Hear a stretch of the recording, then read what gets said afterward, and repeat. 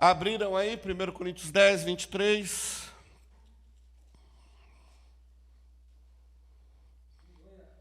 Glória a Deus. Todas as coisas são permitidas, mas nem todas são proveitosas. Todas as coisas são permitidas, mas nem todas são edificantes. Ninguém busque seu próprio bem, e sim o dos outros. Comei de tudo quanto se vende no mercado, sem nada perguntar por causa da consciência, pois do Senhor é a terra e a sua plenitude. Se, portanto, algum incrédulo vos convidar e quiser dizer, comei de tudo que vos for servido, sem nada perguntar por motivo de consciência. Mas, se alguém vos disser, isso foi oferecido em sacrifício, então não coma, por causa daquele que vos advertiu, e por motivo de consciência. Não estou falando da tua consciência, mas da consciência do outro. Pois, por que seria julgado a minha liberdade pela consciência de outra pessoa? E se participo com gratidão, por que eu seria culpado por algo pelo qual dou graças? Portanto, seja comendo, seja bebendo, seja fazendo qualquer outra coisa, fazei tudo para a glória de Deus. Não vos tornei motivo de tropeço, nem para judeus, nem para gregos, nem à igreja de Deus. Assim como em tudo, eu também procuro agradar a todos, pois não busco o meu próprio bem, mas os de muitos, para que sejam salvos. Sede meus imitadores, como eu também sou de Cristo. Sede meus imitadores, como eu também sou de Cristo. Eu vou começar esta fala usando uma pergunta. Eu vou iniciar com uma pergunta e vou terminar com a mesma pergunta. Será que nós temos coragem? Será que nós temos ousadia de virar para alguém e falar, me imite, porque eu imito a Cristo? Não me respondam. Mas será que nós temos esta ousadia? Faça o que eu faço, porque Cristo fez assim. Muitos estão seguindo a Jesus, mas nós vemos que muitos não têm um compromisso sério com o Evangelho. E isso não é de agora. Isso é ao longo da história, desde sempre. Se nós vemos lá o povo de Israel, o povo que via Deus agindo, que viu Deus no meio deles, eles também não tinham compromisso. Aqueles que andaram com Jesus, aqueles que viram Jesus, estavam com ele na hora dos milagres, também alguns não tinham compromisso. Muitos estavam na multidão por estar, mas não havia comprometimento. Então nós vamos ver que hoje em dia também é assim, muitos dizem ser cristãos, muitos estão na igreja, mas não há um compromisso, não há uma compreensão clara do que significa ser discípulo de Cristo, e muito menos nas implicações que o discípulo de Cristo vai se comprometer. Por isso, vivem de qualquer forma. Alguns vivem de maneira relaxada, sem levar em consideração a quem estão representando. E aí algumas situações acabam fazendo com que aquele que está nos vendo, aquele que está tentando se espelhar em nós, se escandalize nas nossas ações, nas nossas atitudes, e, em vez de ganharmos esses para Cristo, nós vamos acabar afastando-os de Jesus, né? Então é por isso que Paulo ele vem nos orientar a tomar cuidado com algumas ações que, de uma forma ou outra, as nossas atitudes têm que levar as pessoas a Cristo, não afastá-las de Cristo, né? E não somente isso, mas sermos parecidos como Jesus. Isso nós temos trabalhado muito aqui, né, esse ano, de como discípulos de Cristo, nós sermos também imitadores de Cristo. E nós vemos que Paulo ele entendeu este ensinamento de Jesus. Paulo ele não só entendeu, mas ele praticou ser uma pessoa como Cristo, né? E ele nos ensinou, e graças a Deus, ele escreveu bastante coisa sobre isso, para nos ensinar também a sermos como Cristo e as implicações em sermos seguidores de Cristo, né? Muito se fala que o cristão não pode fazer nada, que o cristão é um ET, não é isso? Mas o crente não pode sair, o crente não pode ir para o cinema, o crente não pode fazer isso, o crente não pode fazer aquilo. Mas até que ponto isso é verdade? Porque eu não acho isso. Eu sempre pude fazer tudo. Eu sempre tive liberdade para fazer tudo. Agora, Paulo começa o texto dizendo o quê? Todas as coisas eu posso fazer, tudo me é lícito fazer. Mas me convém fazer de tudo? Nós não somos ETs nesse mundo. Nós somos livres, mas a nossa liberdade está em Cristo. Então, ser discípulo de Cristo é ser livre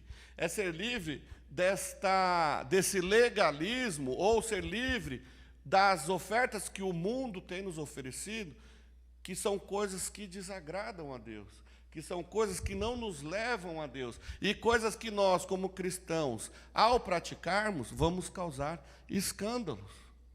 E é isto que Paulo está dizendo aqui no seu texto.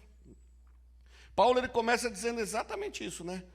Tudo me é permitido. Interessante que esse texto, essa retórica, essa pergunta, eram usadas pelos pagãos, pelos liberais, pelos crentes liberais e pelos pagãos filósofos do seu tempo, da sua época lá em Corinto. Lembre-se que a igreja de Corinto bebia da fonte da Grécia, né? Atenas e tal. Os gregos estavam ali agora sob o domínio de Roma, mas era uma comunidade praticamente gentílica. E quando a igreja foi plantada, quando os crentes se converteram e estavam ali, né, buscando ao Senhor, haviam aqueles que, de uma forma ou de outra, achavam que não era só o evangelho. Você pode ser crente, você pode estar na igreja, mas você pode também sair ali e aprontar um pouquinho, você pode sonegar os impostos. Será que é isso mesmo que Jesus está falando? Não é só isso. Você não precisa abrir mão dos seus pecadinhos de estimação para poder servir a Deus. E Paulo ele vai retrucar isso daí, não. A vida do crente, no crente há liberdade. No crente, o crente tem liberdade, mas a nossa liberdade está em Cristo, e fazermos tudo o que é lícito nos convém. Mas as coisas equivocadas, erradas, que vão trazer escândalo, nós não precisamos disso, tá certo? Paulo sabia que a igreja, então, estava correndo alguns riscos por causa do abuso da liberdade cristã que se praticava ali. Aqui ele usa da carne para trazer alguns ensinamentos. Então, vamos só entender um pouquinho da questão da carne, que eu não quero falar de carne agora, né? Está muito cedo ainda para isso. Mas a cidade de Corinto, pense, a cidade de Corinto era uma cidade pagã. Tinha muitos deuses ali envolvidos. Então, muita carne, muito material, muito alimento que era consumido ali no dia a dia do povo, eram sobras, vamos dizer assim, de alimentos que foram levados como sacrifício. Então, por exemplo, o cara ia lá e levava um boi para o sacrifício ao deus tal. E aí só usavam uma parte daquela carne do boi. O resto era levado para o mercado para ser vendido. Então, geralmente, este cenário é um cenário muito interessante, que não está muito diferente do de hoje, não. A carne era muito cara. Olha aí, hoje em dia a carne está muito cara. Então, não são todos que têm condições de ir no mercado, né, ver uns 2, 3 quilos de carne. Não rola isso, né? Mas aí o que acontece? Então, só os mais abastados que passavam por essa situação, né? Mas aí o que acontecia, então? Era uma prática comum do povo, principalmente o judeu, chegar no mercado e falar, né, qual a origem desta carne? Qual a origem da carne? Por quê? Para saber se vinha do comércio pagão ou não. Para os judeus isso facilitava, né, saber da origem da carne. Então, isso facilitava, por quê? Porque não se incorria o risco de comer uma carne oferecida aos pagãos. E Paulo está nos ensinando o quê? Se você foi na casa de alguém, não pergunte, você não precisa perguntar, né? Por quê? Porque aquilo que Deus, do Senhor não pertence tudo, o Senhor não é tudo. Então a carne, aquilo ali que está acontecendo, é do Senhor, você já agradeceu a Deus, está tudo certo. Agora o que acontecia? Alguns pagãos chamavam lá, ô Renata, vamos lá na minha casa comer uma carne que eu sacrifiquei a fulano de tal. Aquilo era um teste para o crente. Porque se ele fosse lá e comesse, se ele fosse lá, né, sabendo do que estava acontecendo e participasse, não ia fazer mal para o crente. Mas aquele que estava oferecendo ia falar, olha lá, olha o crente fazendo. Então, não é uma questão de comer ou não comer a carne. É uma questão da consciência, da minha consciência como crente, não, da consciência do outro que te chamou. Ele está te colocando à prova, então ele está caindo do cavalo, porque diante de Deus não há problema. Agora, você fazer ciente do que está errado, né? Participar de algo ciente que está errado, aí é complicado, né? Então, vamos dar sequência aqui. Não é uma questão de comer ou não comer a carne. Então, diante deste contexto que nós acabamos de entender, nós vamos ver que todas as coisas nos são lícitas e são permitidas fazer. Porém, o verdadeiro discípulo de Cristo aprende a olhar as coisas como o Mestre Jesus. Nós aprendemos a olhar as coisas como Jesus estaria olhando. E da mesma forma fazermos algumas coisas. Exemplo, Jesus sonegaria impostos? Se Jesus estivesse lá na carpintaria de Jesus, ele iria chegar lá para o contador e falar assim, dá um perdido aí nos impostos. Ou pegar a notinha, né? Põe uns R$5 a mais aí na notinha. Jesus faria isso? Não, nós sabemos disso. Então, tem muitas coisas que a gente não precisa nem orar para saber se Jesus faria ou não, né? Então, a gente precisa entender isso. Podemos, mas tudo aquilo que agrada a Deus. Agostinho de Hipona, ele tem uma frase que precisa ser muito bem entendida, porque é uma frase muito profunda. Diz o quê? Ame a Deus e faça o que você quiser. Olha que interessante. Aquele que ama a Deus jamais vai se contentar em pecar. Aquele que ama a Deus jamais vai ter prazer ou alegria, né, em desobedecer a Deus e aos seus mandamentos. Aquele que ama a Deus vai fazer tudo para agradar o seu Deus. Aquele que ama a Deus vai se empenhar, vai dedicar-se integralmente para que a sua vida seja uma vida que glorifique a Deus. Aquele que ama a Deus vai usar a sua liberdade para a glória de Deus. 1 Pedro 2,16 diz, comportai-vos como homens livres, não usando a liberdade como cobertura para o mal, mas como servos de Deus. Gálatas 5,13 diz que nós fomos chamados à liberdade. Entretanto, que a liberdade não sirva de pretexto para a carne, mas para o amor, colocando-nos a serviço uns dos outros. Foi para isso que Cristo nos chamou. Ele nos libertou do inferno, das garras do inferno, de Satanás. Nos deu a liberdade nele, para que nele nós possamos agir, nos espelhando nele, imitando ele, agindo como Cristo agiu. E Paulo vai também nos falar lá em Romanos 8, 31 e 32, que diz, né? Disse Jesus aos judeus, se permanecerdes na minha palavra, sereis verdadeiramente meus discípulos, e conhecereis a verdade, e a verdade vos libertará. A verdade está entre nós. A verdade está aqui neste lugar, nesta manhã. A palavra está aqui neste lugar. O Logos está aqui neste lugar. O caminho está aqui neste lugar. A vida está aqui neste lugar. Deus quer que nós usemos a nossa liberdade para que tenhamos vida. Porque foi para isso que Ele nos chamou, para que tenhamos vida e vida em abundância. Não vamos desperdiçar a liberdade que temos. Não vamos fazer. Não vamos fazer mau uso do livre-arbítrio que nós temos. Não vamos fazer isso. Deus não quer que nenhum dos seus filhos se perca, isso é fato, está lá em João 6. Mas que as nossas vidas sejam reflexo de Cristo. Por isso, saber qual é a vontade de Deus para a sua vida, para a nossa vida, é importante. Porque nós sabemos que quaisquer que seja, a vontade do Senhor para mim e para você, ela é boa, ela é perfeita e ela é agradável. Às vezes nós vamos sofrer, às vezes nós vamos chorar um pouquinho, às vezes não. Muitas vezes nós vamos reclamar. Mas o Senhor sabe o que é melhor para mim, e o Senhor sabe o que é melhor para você. Então, ser discípulo de Cristo é saber qual é a sua vontade e buscarmos ser como Ele é. Assim, o discípulo sabe usar a sua liberdade para a glória de Deus. Queremos ser como Cristo? Queremos ser como Cristo? Vamos ver alguns exemplos. O discípulo de Cristo sabe que é discípulo de Cristo, por quê? Porque ele anda na luz. Nós não andamos na luz? 1 João diz o quê? Se andarmos na luz, como ele na luz está. Ele é a luz, somos filhos da luz. Nosso estilo de vida está aos poucos se conformando ao que Deus nos revelou sobre a sua natureza e vontade.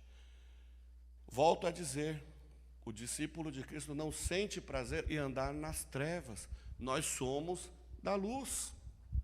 Somos discípulos de Cristo porque nossa vida é marcada por sensibilidade ao pecado, arrependimento e confissão. 1 João 1, de 8 a 10, se confessarmos os nossos pecados, Ele é fiel e justo para nos perdoar os pecados e nos purificar de toda injustiça. Somos discípulos de Cristo porque guardamos os mandamentos de Deus. Nós desejamos conhecer a vontade de Deus, então nós nos esforçamos para obedecê-la e nos entristecemos quando somos desobedientes. O discípulo de Cristo não pode ter alegria em desobedecer a Deus. O discípulo de Cristo não pode deixar a sua vida cristã, o seu devocional diário, o seu tempo com Deus, ser uma coisa relaxada, uma coisa que aconteça por inércia, ou uma coisa que aconteça só na quarta-feira à noite, só no sábado à tarde. Não, tem gente que nem consegue vir, né, por questões de trabalho ou outros motivos. Muitos não vêm porque não querem mesmo. Mas qual esforço nós temos desempenhado ou feito, realizado, para aprendermos a palavra de Deus, né? Somos discípulos de Cristo porque procuramos andar conforme Cristo andou. Desejamos imitar a Cristo e crescer em conformidade a Ele. Somos discípulos de Cristo porque nós amamos uns aos outros e desejamos servir em comunhão uns aos outros. Aquela coisa de um se preocupar com o outro, de um orar pelo outro. Alguns dias atrás eu falei para a igreja, vamos orar uns pelos outros. Será que estamos orando uns pelos outros? Será que estamos mandando uma mensagem de incentivo uns para os outros? Olha, irmão Paulo, essa semana eu orei por você. Eu senti que você está passando por alguma situação, por uma necessidade. Eu orei por você. Olha aí, 30 segundos de zap lá você faz. A gente pode fazer isso. Uma breve ligação. Nós estamos em pandemia, ninguém pode ir na casa de ninguém, ninguém pode fazer nada. Mas uma mensagem pode. Eu falei aqui outro dia, não sei se foi no discipulado ou se foi aqui no púlpito, mas se nós falamos que a gente não tem tempo para mandar uma mensagem, é mentira, nós estamos em pecado, mentir é pecado. Então, se você não pode mandar uma mensagem para o seu irmão aqui da igreja, ou um outro irmão, ou qualquer outra pessoa dizendo, estou orando por você, estou preocupado com você, você está negligenciando o que o Senhor te chamou para fazer. Nós precisamos amar uns aos outros e cuidarmos uns dos outros. Somos discípulos de Cristo porque temos cada vez maior rejeição ao pecado. Temos cada vez mais nojo do que o mundo tem apresentado por aí. Não podemos deixar que as coisas, o liberalismo do presente século, tome conta da nossa vida e a gente concorde com essas coisas. Então nós precisamos se opor à natureza deste mundo, à natureza deste século do pecado, e sim, nos lançarmos e cumprirmos e fazermos a vontade de Deus. Somos discípulos de Cristo porque continuamos firmes, convictos nas doutrinas históricas e práticas da fé cristã, como temos estudado aqui, procurado nos mantermos fiéis à palavra de Deus, incentivando e ajudando um ao outro. Aquele irmão que está triste, desanimado, cansado, por fazer parte deste mundo, a gente fica cansado, triste, desanimado, sim, mas cabe um ao outro. Quando a gente está cuidando, a gente percebe, a gente sente, e aí toda a ligação faz a diferença. Toda mensagem faz a diferença. Todo cuidado faz a diferença. E nós precisamos aqui, como irmãos, cuidarmos uns dos outros. Somos discípulos de Cristo porque professamos que Cristo é Deus e o consideramos em mais alta estima. Somos discípulos de Cristo porque nossa vida é marcada por desejo, por um forte anseio de sermos santos, santos como Ele é santo. Somos discípulos de Cristo porque buscamos praticar a justiça. Então nós vamos procurar fazer coisas que se conformam ao padrão da justiça de Deus. Como isto é difícil. Como é difícil vivermos no padrão da justiça de Deus. Ontem nós estávamos aqui estudando, o irmão Paulo nos ensinando aqui sobre a justiça de Deus. Como é difícil vivermos no padrão de Deus. Aquele cara que nos fez mal, aquela pessoa que nos maltratou, aquele que cometeu um crime, que matou seu pai, que atropelou seu irmão, sua irmã. Você quer que aquele cara morra igual, você quer que ele sofra igual. Essa é a nossa justiça. Mas quando Deus está olhando para mim e para aquela pessoa malvada, ruim, perversa, Ele olha com o mesmo amor. Ele olha e fala assim, aquele ali, Jesus morreu por ele também. Irmãos, isso é duro, mas é esta a justiça de Deus. E graças a Deus é a justiça de Deus.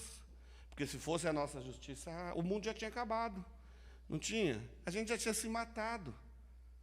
Mas graças a Deus, pela justiça dele que impera. E nós precisamos buscar sermos justos como Deus. É difícil, mas precisamos desejar, ansiar, buscar sermos assim, porque nós precisamos imitar Cristo. Somos discípulos de Cristo porque dia após dia nós vencemos o mundo. Embora muitas vezes nós somos pressionados e cansados, vamos perseverar, nós vamos em frente pela fé, continuamos seguindo a Cristo e jamais voltarmos para trás. Sair do Egito e ir em frente à terra prometida sem olhar para trás. Sair e esquecer que o Egito passou, tirar o Egito do nosso coração e vamos para frente. Somos discípulos de Cristo, porque cremos naquilo que Deus revela sobre o seu Filho Jesus. Temos a vida eterna nele e somente nele. Olha a nossa liberdade. Nós podemos fazer de tudo para a glória de Deus. Não é uma questão de comer carne ou não comer carne, mas sim de fazer tudo para a glória de Deus. 10:31 diz, né, Romanos 10:31 diz, portanto, seja comendo ou bebendo.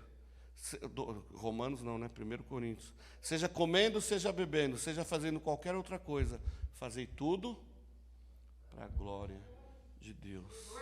Seja comendo ou bebendo, seja estudando, seja cozinhando, seja limpando a casa, lavando a louça nesse frio gelado.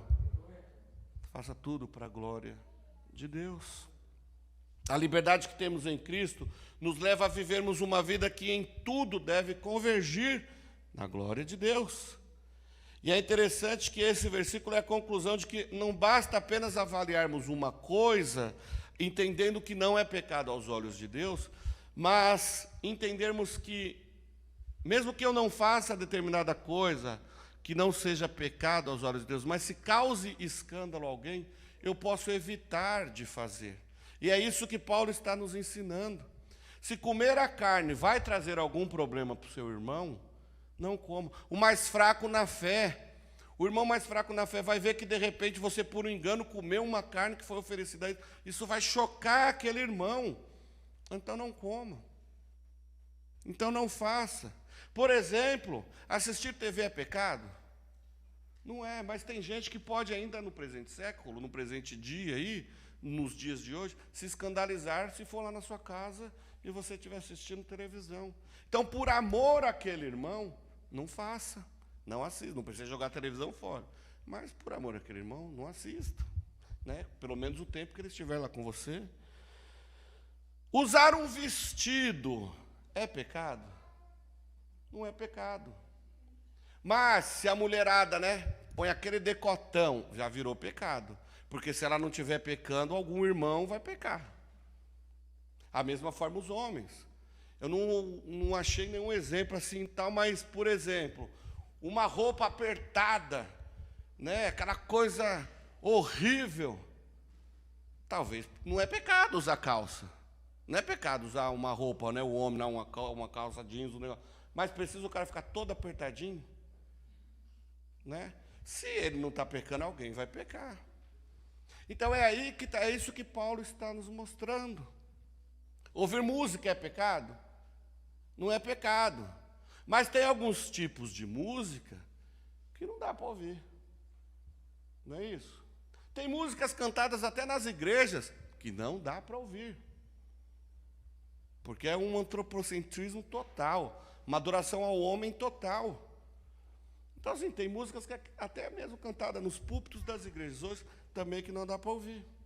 Então, assim, se é por amor do outro, nós podemos abrir as mãos de alguma coisa, porque se ferir a consciência do outro, isso não vai glorificar a Deus. Então, se eu faço algo que eu tenho convicção de que não é pecado, mas se vai ofender alguém, não faça por amor daquele, para que não haja escândalo, para que você possa trazer essa pessoa para você, para que você possa ensinar esta pessoa. Quantas pessoas chegam com pensamentos diferenciados para o nosso aconselhamento? São jovens que chegam com diversas dúvidas, com diversos questionamentos, e a gente precisa fazer o quê? Em vez de expulsá-lo, em vez de pôr para correr, né, com a nossa doutrina, não, TV é pecado, música do mundo é pecado, não, traz para perto e vamos ensinando. É a verdade que liberta, não é a gente, não. É a palavra que liberta, né? Às vezes chega uma irmã, né? Uma irmã que vivia toda decotada, toda cheia de perereco e tal, não sei o quê. Está na igreja, não vamos brigar com ela. Deixa que a Renata, as irmãs aí, chegar junto e tal, e vai conversando, vai ministrando, e a palavra vai mudando. Certo? E assim, e por aí vai. Nós estamos vivendo um momento onde está tudo esquisito, né? Os homens estão sendo feminilizados e as mulheres masculinizadas. E assim vai. Então, chegam pessoas nessas condições aqui, vamos tratar bem, vamos amá-la e vamos ensiná-la para que o Espírito do Senhor possa tratar com essas pessoas. Deixa para lá. Vamos apenas imitar Cristo. Vamos imitar Cristo. Paulo disse que o evangelho que ele tinha pregado lá aos Tessalonicenses não havia sido apenas em palavras, mas em poder do Espírito. Então é isso. Vamos nos encher do Espírito e, através da palavra de Deus, continuarmos ensinando, porque vai ser a palavra que vai libertar. Não vamos causar escândalos, vamos trazer para perto e vamos deixar que a palavra de Deus ministre. A vida de Paulo foi muito importante em todas as igrejas que ele plantou, em todos os lugares que ele passou, até mesmo nas prisões por qual ele passou a sua vida, fez diferença. Se a gente vê lá em Roma, lá no pretório, lá, a guarda, né, de Roma, toda aquela guarda, os guardas lá, a legião de guardas, todas elas ouviram o evangelho de Jesus. Enquanto Paulo está lá preso, tinha lá um guardinha guardando ele para ele não fugir, e estava lá ouvindo o evangelho. Olha a diferença que esse homem fez, aonde ele esteve, nas situações que ele passou, mas imitou a Cristo. Ele era alguém que amava ao Senhor e considerou o resto como perda. Imitar a Cristo significa, então, irmãos, nós vamos ver através do exemplo de Paulo, significa abrir mão dos próprios desejos por amor a Ele. Ah, mas aí eu nunca serei feliz. Não, quando nós colocamos os nossos desejos no Senhor, toda a nossa satisfação vem dEle e continuaremos felizes. Aliás, muito mais felizes. Imitar a Cristo é isso. Imitar a Cristo muitas vezes é sofrer pela causa do Evangelho. Nós vemos por aí tanta militância, militância para tudo, não é isso? Mas cadê os militantes pela causa do Evangelho? E com isso eu não estou falando que nós devemos ir lá para Paulista, brigar, levantar bandeira, quebrar tudo. Não estou falando disso. Mas o militar é o quê? É anunciar, é se levantar, é se propor, sabe? E é lutar contra o pecado, não contra os pecadores, não contra as pessoas, mas lutar contra o pecado. E como nós podemos fazer isso? É ir lá para a Paulista fazer manifestação? Não, é dobrar o nosso joelho e orar, é pregar e anunciar, é convidar as pessoas para os cultos, é mostrar Jesus Cristo aí ao mundo. É isso que nós devemos fazer. Paulo fez isso. E olha que Paulo estava num contexto onde o evangelho muitas vezes era proibido, onde o evangelho era mal visto, mas Paulo foi lá e mostrou que vale a pena sofrer pelo evangelho, que vale a pena ser o imitador de Cristo. E sofrer pelo evangelho no nosso contexto brasileiro, isso não existe. Certo? Não existe, porque nem bullying gospel existe mais. Nem isso a gente sofre. Já sofreu no passado. Aliás, no passado era zoeira, agora que virou bullying, né? Mas agora nem esse tipo de perseguição a gente sofre mais. Qual dificuldade que temos, então, em sermos bons imitadores de Cristo? Né? Muitas vezes não o fazemos por negligência nossa. Vamos ver alguns exemplos que Paulo vai nos dar. Ele sofreu toda sorte de provações e sofrimentos desde o início da sua conversão. Vocês podem começar lá lendo lá em Atos 8, quando ele aparece no cenário, né? E depois aí mais de 80% aí do Novo Testamento é tudo Paulo falando, é tudo história de Paulo, é tudo mensagem de Paulo, é tudo Paulo ensinando, Paulo pregando e mostrando. Mais interessante de tudo, mais importante de tudo, é que ele mostra o que ele está vivendo, ele mostra o que ele está fazendo, para que a igreja olhe para ele e se sinta convicto. Eu vou imitar Paulo porque eu estou imitando a Cristo. Paulo ele foi perseguido em Damasco, ele foi rejeitado em Jerusalém, foi esquecido em Tarso, apedrejado em Listra, açoitado e preso em Filipos, escorraçado de Tessalônica, enxotado de Bereia, chamado de tagarela em Atenas e foi chamado de impostor em Corinto. E o seu currículo continua. Enfrentou feras em Éfeso, foi preso em Jerusalém, acusado em Cesareia, enfrentou um náufrago na viagem para Roma, foi picado por uma cobra em Malta. Chegando algemado lá na metrópole do mundo, na capital do império, Paulo escreveu a sua carta aos Filipenses dizendo que as coisas que lhe haviam acontecido tinham contribuído para o progresso do evangelho. Uau! Olha que currículo, viu? 3 fazendas, 5 helicópteros, né? Que mais? Grandes congregações, grandes templos, era isso que Paulo teve? Era esta a mensagem de Paulo? Não. A mensagem que Paulo levava era a mensagem de salvação. Arrependa-se do seu pecado. Creia que Jesus Cristo é o Senhor e Salvador de suas vidas. Creia que Jesus Cristo é o Filho de Deus. E por isso esse homem sofreu tudo isso. E é interessante que a palavra progresso, no sentido bíblico, aqui no sentido grego, era usado para os engenheiros que abriam estradas para as viagens do imperador. Logo, o que Paulo fez? Ele abriu o caminho. Nós vemos lá os discípulos, lá em Atos 2, quando eles são dispersos, eles saem para aquelas regiões ali pregando para judeus. Mas Paulo, ele avança. Paulo, ele quebra a fronteira, ele sai para outros países, anunciando, levando o progresso, asfaltando o caminho. Assim como nós vemos João Batista, né, surgindo no cenário, surgindo na Palestina, preparando o caminho para o Senhor. Paulo faz a mesma coisa, ele prepara o caminho para que o evangelho possa ser expandido e venha chegar em Osasco. Esta é a palavra de Deus. Homens que não hesitaram em pregar o evangelho, em serem imitadores de Cristo. Louvado seja Deus por a vida desses homens que morreram pela causa. Isso é militar pelo evangelho. Não é ir quebrar tudo, não. É pregar a palavra, ainda que tenha que perder a cabeça, como Paulo, como João Batista, como outros. Isso é militar, é pregar o evangelho. E Paulo, antes de morrer, ele ainda deixa um texto muito lindo. Considero que os sofrimentos do presente século não se podem comparar com a glória que há de ser revelada em nós. Aleluia! É isso.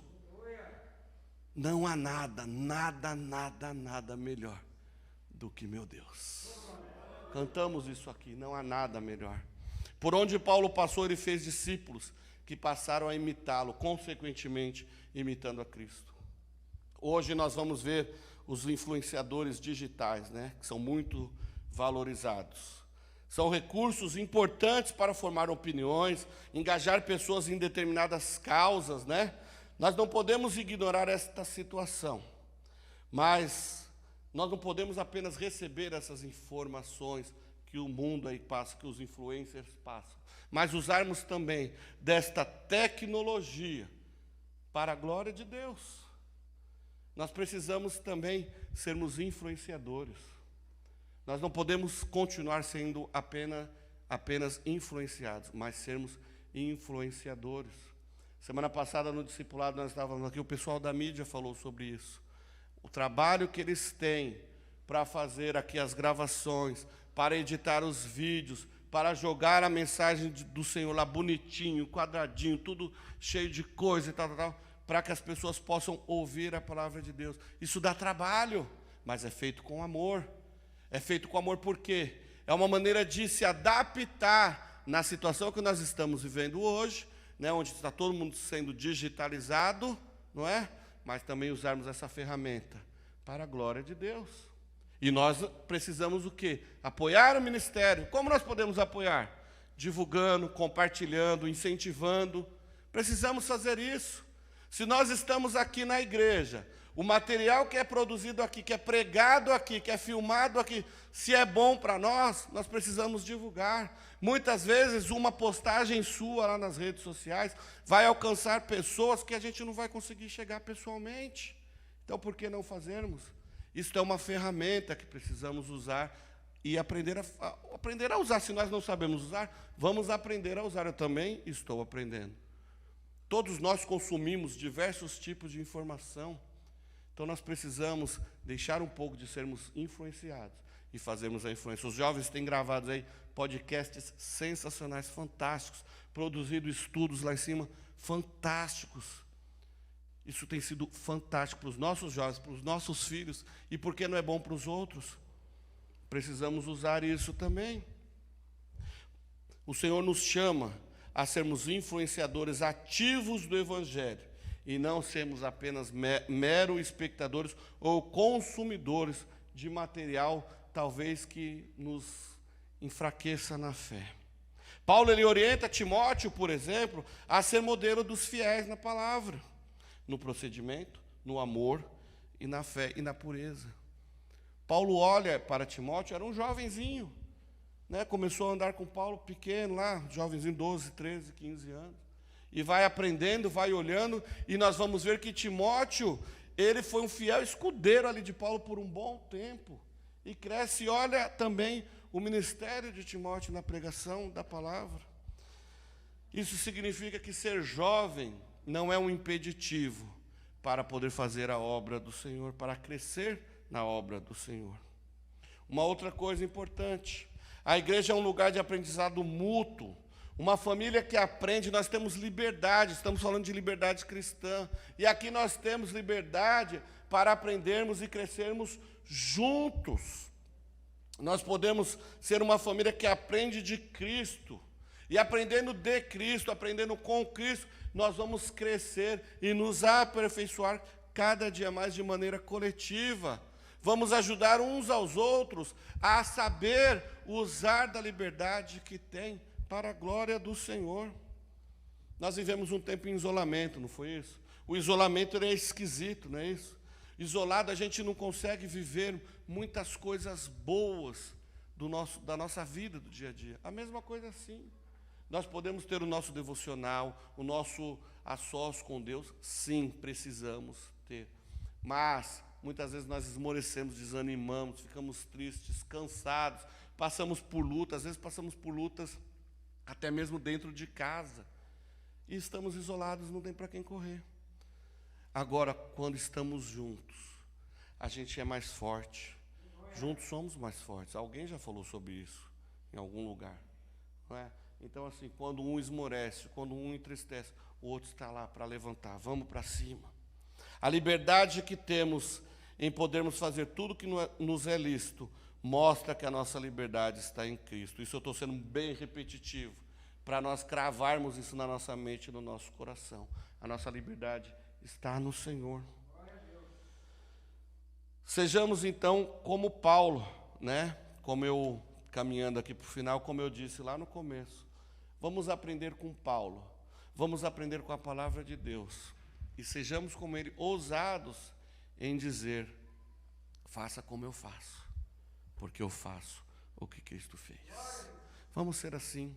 Semana passada, no discipulado, o irmão Paulo mencionou uma coisa: as crianças aprendem pelo exemplo, né?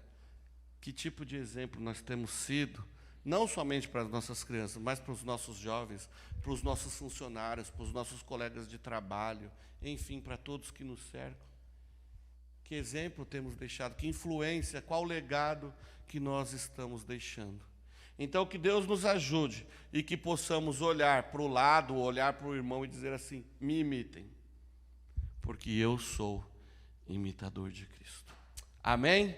Que Deus nos abençoe. Vamos nos colocar em pé, vamos orar.